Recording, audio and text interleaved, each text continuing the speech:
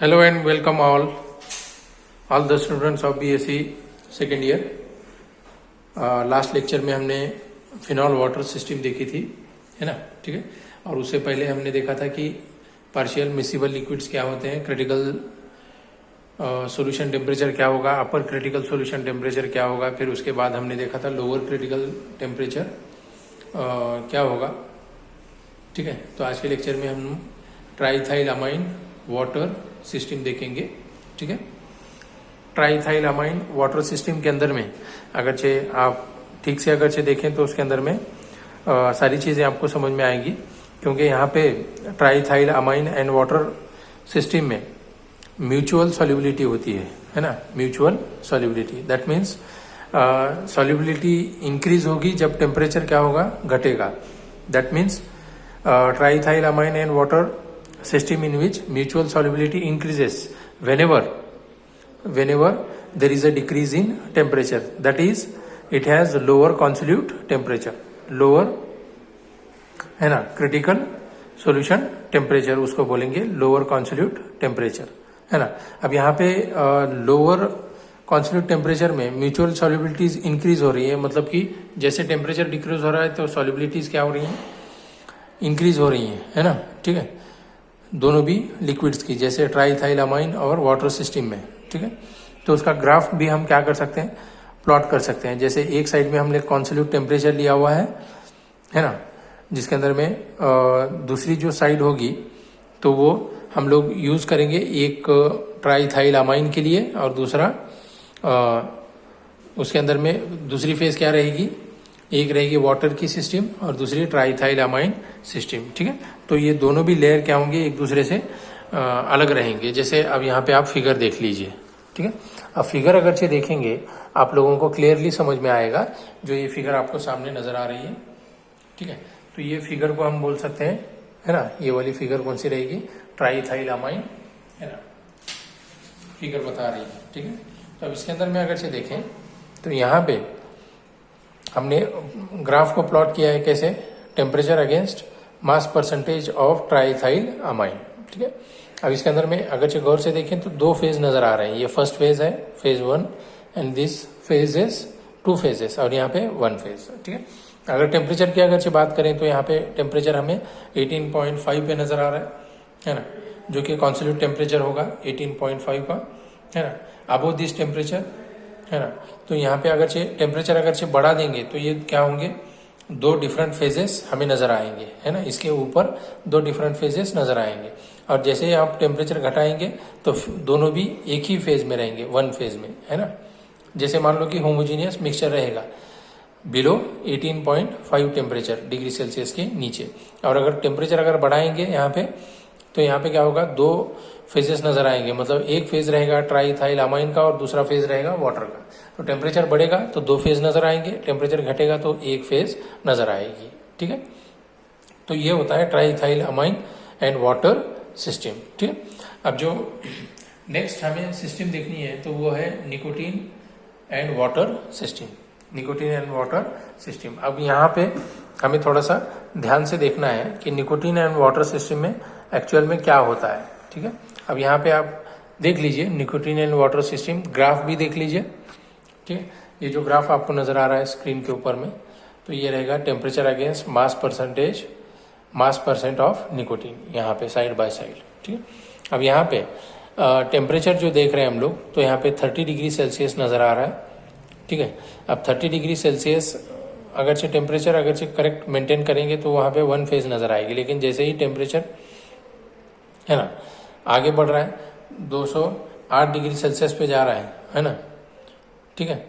तो वहाँ पे क्या क्या चेंजेस आएंगे तो हम देखेंगे निकोटीन वाटर सिस्टम के अंदर में, ठीक है। आप फिगर को थोड़ा सा अच्छा से देख लीजिए, फिर और हम वापस आएंगे, ठीक है। चलिए, हम यहाँ पे निकोटीन वाटर सिस्टम के अंदर में हमें 2 सिस्टम ले रहे हैं, एक तो निकोटीन और एक वाटर। तो यहाँ पे क्या नजर आ रहा है, show an upper as well as lower consolute temperature, upper भी बता रहे हैं और ये लोअर भी, ये अपर और ये लोअर रहेगा, दोनों भी टेम्परेचर बता रहे हैं, upper as well as lower. In other word these liquids are completely miscible, above a certain critical temperature, that is upper consolidate temperature, and again below certain critical temperature, that is lower consolidate temperature. तो ये दोनों में भी क्या रहेंगे, completely miscible रहेंगे. एक तो हो सकता है टेम्परेचर अगर से आप बढ़ा दें तब भी वो मिसिबल रहेंगे, और लो टेम्परेचर को अगर से लोअर कर दें तब भी वो क्या रहेंगे, मिसिबल रहेंगे. ठीक है, ओके. जैसे एट 60 डिग्री आपको एक फेज नज़र आ रही है, लेकिन 60 से अबव अगर आप 208 डिग्री टेम्परेचर पे भी अगर से जा रहे हैं, है ना, 208 डिग्री टेम्परेचर पे भी अगर से जा रहे हैं तो भी क्या हो रहा है, यहाँ पे भी एक फेज नज़र आ रही है ना, और यहाँ पे एक फेज नज़र आ रही है. तो यहाँ पे क्या बोल सकते हैं, the solubilities of two liquids in one another at different temperature are shown in figure.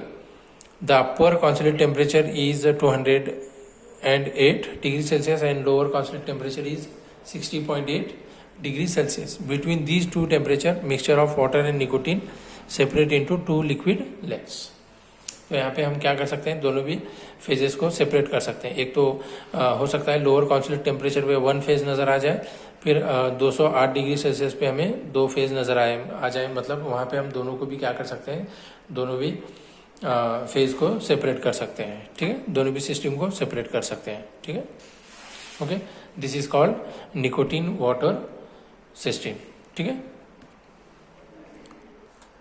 अब आगे बढ़ते हैं, जो कि हमारे इस चैप्टर का ये लास्ट पॉइंट होगा, effects of impurities on critical solution temperature. That means the factors which are influencing the solubility of a gas. ठीक है, कोई अगर गैसियस सोल्यूशन अगर है तो उसके ऊपर में कौन कौन से फैक्टर्स अफेक्ट करते हैं वो भी हमें देखना होगा, जिसके अंदर में हमें तीन फैक्टर्स जनरली हम देखते हैं कि अफेक्ट करते हैं. जो कि पहला होगा the nature of gas and nature of solvent. मतलब गैस का नेचर कैसा है और सॉल्वेंट का नेचर भी हमें पता होना चाहिए. ठीक है, और second temperature of gas and liquid system, और थर्ड प्रेशर ऑफ गैस. ये वन बाय वन हम एक एक पॉइंट देखेंगे. तो first of all nature of gas and nature of solvent कैसा होना चाहिए, जिससे क्या होगा, सॉल्युबिलिटी के ऊपर में अफेक्ट होगा. ठीक है, अब यहाँ पे the solubility of gas in A given solvent varies considerably with nature of gas. है ना, सॉल्युबिलिटी ऑफ गैस कोई अगरचे सॉल्वेंट में क्या होगी, वेरी करेगी. वो डिपेंड करता है कि गैस का नेचर कैसा है.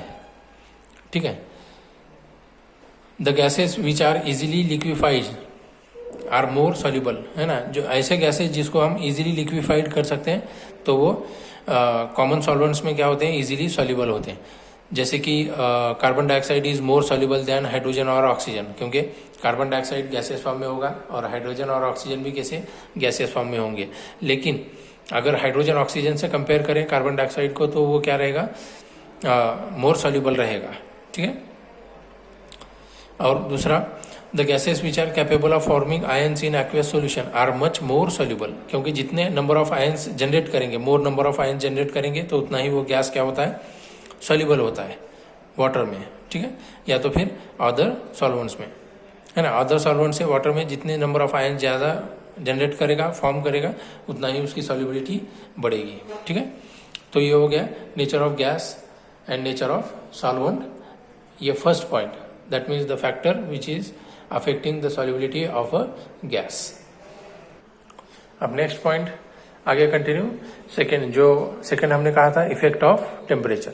तो इफेक्ट ऑफ टेम्परेचर अगर से यहाँ पे देखें तो it has been found that under a certain pressure the solubility of gas, है ना, diminishes with rise in temperature. मतलब जैसे जैसे टेम्परेचर आप बढ़ाएंगे, मतलब जैसे जैसे टेम्परेचर बढ़ता जाएगा तो गैस की सॉल्युबिलिटी क्या होने लगती है, कम होने लगती, डिमिनिश होने लगती है, मतलब वैनिश होने लगती है ना, कम होने लगती है. ठीक है, तो ये सेकंड पॉइंट बोल सकते हैं. At a constant pressure the solubility of gas diminishes with rise in temperature. ठीक है, कम होने लगेगी. जैसे जैसे टेम्परेचर बढ़ेगा वैसे वैसे गैस की सॉल्युबिलिटी कम होने लगेगी. ठीक है, तो ये पॉइंट हम सेकंड पॉइंट बोल सकते हैं. और उसके बाद नेक्स्ट पॉइंट क्या ले सकते हैं, third point effect of pressure, that is Henry's law. ठीक है, हेनरीज लॉ हमने 11th स्टैंडर्ड में देखा हुआ है बच्चों. ठीक है, हेनरीज लॉ क्या कहता है, the mass of a gas dissolve per unit volume of solvent is directly proportional to the pressure. है ना, मतलब यहाँ पे mass of solvent is directly proportional to pressure और it is also called as m is equal to k into P, where k is solubility और proportionality constant ऐसे ले सकते हैं।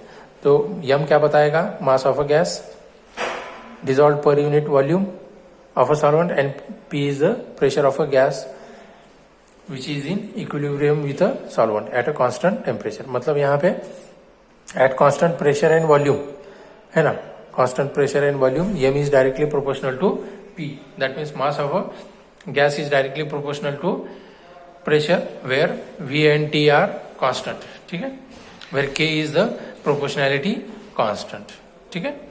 तो ये हमने 11th स्टैंडर्ड में देखा हुआ है। ओके, तो यहाँ पे ये हमारे चैप्टर का मतलब फेज इक्विलिब्रियम का लास्ट पॉइंट हमने आज के लेक्चर में यहाँ पे देखा, ठीक है। अब नेक्स्ट चैप्टर हम क्या करेंगे, अगले लेक्चर में स्टार्ट करेंगे। तब तक के लिए हम लोग यहीं पे आज के लेक्चर को स्टॉप करेंगे। नेक्स्ट लेक्चर में हम लोग देखेंगे कि यहाँ पे न्यूक्लियर केमिस्ट्री और हमारा जो पार्ट बचा हुआ है जो कि atomic structure and wave mechanics, ठीक है, ऐसे 2 पॉइंट्स हमें देखने हैं। तो हमने यहाँ पे इन टोटल 3 यूनिट खत्म कर दिए। एक तो थर्मोडायनेमिक्स, फिर उसके बाद देखा हमने concept of entropy and then phase equilibrium, ठीक है। अब नेक्स्ट लेक्चर में हो सकता है कि एटॉमिक स्ट्रक्चर या तो फिर इनऑर्गेनिक जो पार्ट है न्यूक्लियर केमिस्ट्री वो देखेंगे, ठीक है।